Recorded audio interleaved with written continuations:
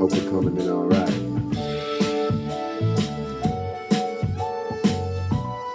All right. A little fuzzy, but we're okay. A little fuzzy. All right, good evening. How are we doing? Welcome to This Week in Worcester with Kenny B. Hey, how we doing? Cities and Suburbs, 10/30/2019. Do not mind these people behind me. Do not mind them.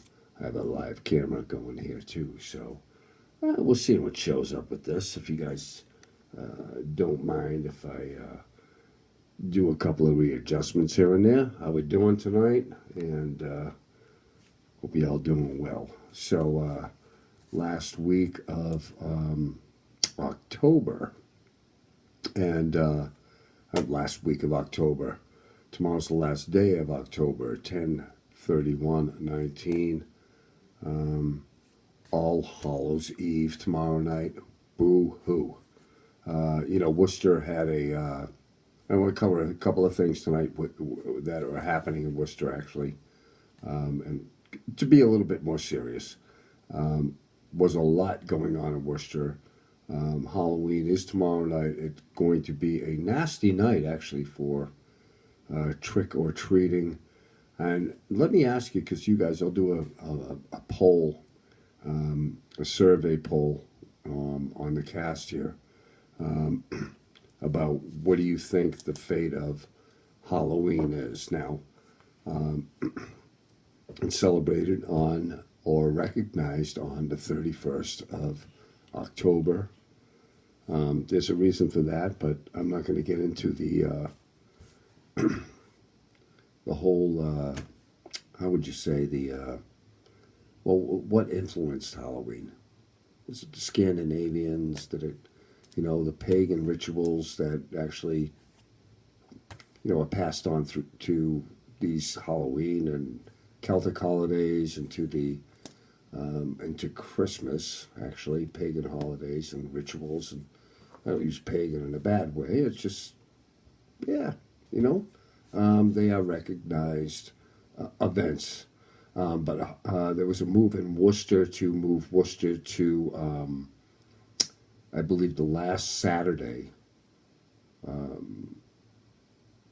of the month. And just to make it safer. So if that were to pass, then last Saturday, December 26th, would have been people went out, and little kids with their families would have went out and did the trick-or-treat thing, and the big move was about being safe. It gets dark, the time change, and we get it, but it was shot down, so Halloween stands. It is like we're talking about holidays, different holidays that, how Thanksgiving was, donated to, I believe, the second to last Thursday in November. Christmas floats whenever it lands on that day. They're not designated federal holidays. Halloween is not a designated federal holiday. So if it lands on a Tuesday, it lands on a Tuesday, and that's when you want to celebrate it. So tomorrow is the 31st. It's going to be nasty weather. But this week in Worcester, there was a terrible suicide at the Mercantile Center down on Front Street. And a terrible event, actually. That was Monday, the 28th. And apparently a woman had cast herself 19 stories down. Not a lot of mention of it because they do not mention a lot of events in the public record, which is the Worcester TMP, the Telegram.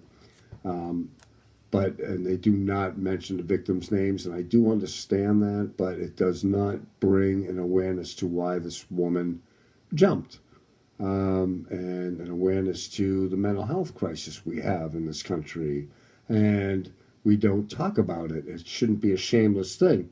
Now, this individual that, yes, the police And investigators determined it an apparent suicide, and that was from Mass Live. You guys can go check that out. It's certainly out there. But not a lot of details. There won't be a obit in the paper stating to how this person passed, or so it was a terrible tragedy, but it really brings to light that, how did that happen? How did the person gain access to the building? I immediately thought maybe it was, we don't want to talk too much about that because of the beer garden incident on Friday night at the beer garden around 12:15. There were about 7 individuals arrested. There must have been probably 13, 15 Worcester Public Police that were Worcester Police that were called to the Worcester Beer Garden with a K9 unit. And I'm going to share the video on my Cities and Suburb page on Facebook and on YouTube. But there was a lot going on in this week in Worcester, and it was happening in an area that is the Renaissance of Worcester, the Beer Garden, the Mercantile Center, kind of a black eye in terms of the perception of Worcester. A lot of people are using the new Mercantile Center, and they're walking around in the Mercantile Center, and they say, well, I don't even feel like I'm in Worcester. Whoa. Well, a lot of people said that's complimentary. I don't know if it's complimentary or a little bit of a, there's still that element out there. I don't feel like I'm in Worcester right here, but if I step out of here, I'm going to feel like I'm in Worcester. And, well, cities are cities. There are homeless people, there are people begging, and it's going to happen. I've been to many, many major cities, and you can go into a beautiful, beautiful area, and there's still going to be people that are needy and want what you have. So let's just say that. So Worcester elections, November 5th. Let me check the calendar. Because, November 5th, Tuesday, there are so many. I think there were about 13 folks running for city council. The school committee's wide open. We have young blood. We're injecting young blood into the system. We're saying goodbye to some of the older guard. That actually kept Worcester, the people who didn't want the Mass Pike to come through Worcester, back in the day when Worcester was a manufacturing giant, and then we went south. Actually, we didn't go south. The jobs went east to the Oriental East, just like most of America. But right now we have, with the Renaissance going on in Worcester, there are a lot of interested people, particularly in the school system. Some people like Superintendent Maureen Benender, and some people don't. What her policies are and things like that. What do you think? Is Maureen Benender doing a good job, an excellent job, a not good job at as superintendent of the Worcester Public Schools? Please comment below on that. What do you think about some of the folks that are running at district and at large for city council? I love it. There's been a lot of great debates at Mechanics Hall. They've been streamed live. Facebook, there were 8,000 people streaming live. 8,000 people watching the debates on Facebook, which is great because people aren't going to show up to watch this. You had like 3% of the population of Worcester show up at the primaries, So now you have who you have, but you still have some really good, strong candidates in Worcester. And right now, the big thing is in the Worcester Public Schools over the last 6 months has been the inequality of, the disciplinary action taken against some of the minority students versus the non-minority students. Okay, commercially, the commercial tax rate in Worcester has gone up for our businesses and has been reduced for the residential. So what is going on now is that we are losing businesses in Worcester. We are losing. We have to find a balance between the commercial tax rate and the residential tax rate.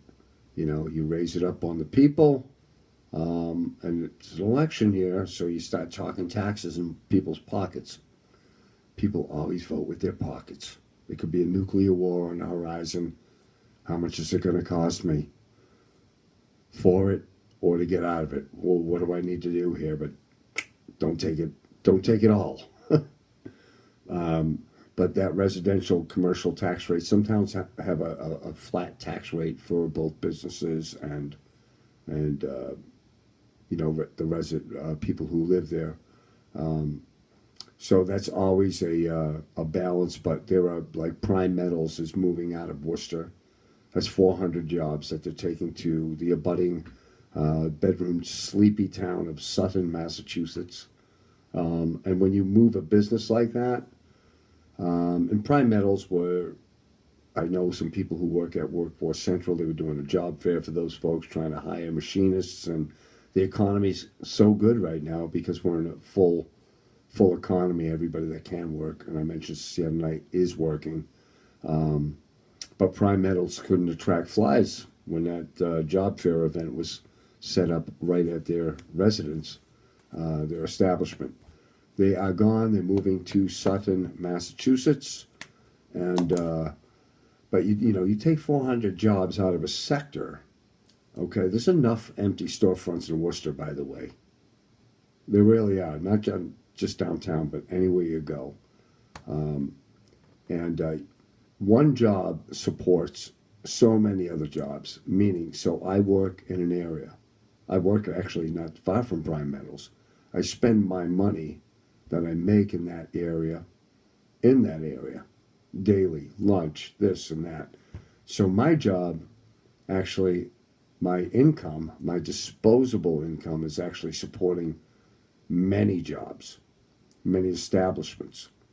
So when you take one job, there's 400 going away with Prime Metals. We take one of those jobs away. I mean, maybe half those folks that did that just sat in the lunchroom and took their lunch. You bought gas in the area. You stopped at the package store on the way home. You did something. You spend money in that area. Money's gone. Jobs are gone. Economically, the people who are still going to work at Prime Metals now have to get into their car and drive. Now, maybe for some of them it was closer. Maybe they were driving from Sutton to Worcester. Well, but now you're burning more gas, right?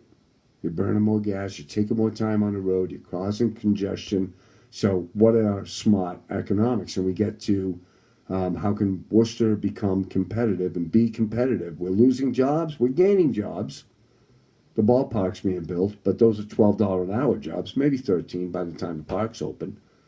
You know, we need high-end jobs. We need jobs that, you know, we have our 10, 11 colleges and universities. No brain drain. Let's keep them here, right? Create the jobs.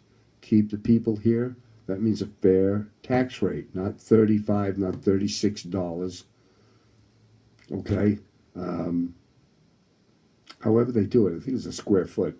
I don't own, I rent. But I certainly understand where my money goes. But anyway, but yeah, so much going on in Worcester right now, and it's renaissance. And but there's some things where it still is kind of shaking off the blues as an old manufacturing city that was incorporated in the 1720s. And well, look, whenever you get down on Worcester, thank Stephen Salisbury. Go check him out. All right. He's the man. All right. Anyway, guys, I'm going to sign off.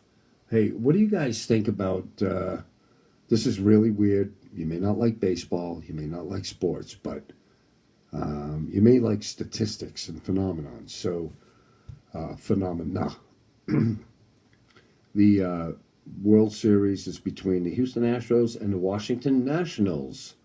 Okay, 7 games. And so the first 2 games, Washington Houston had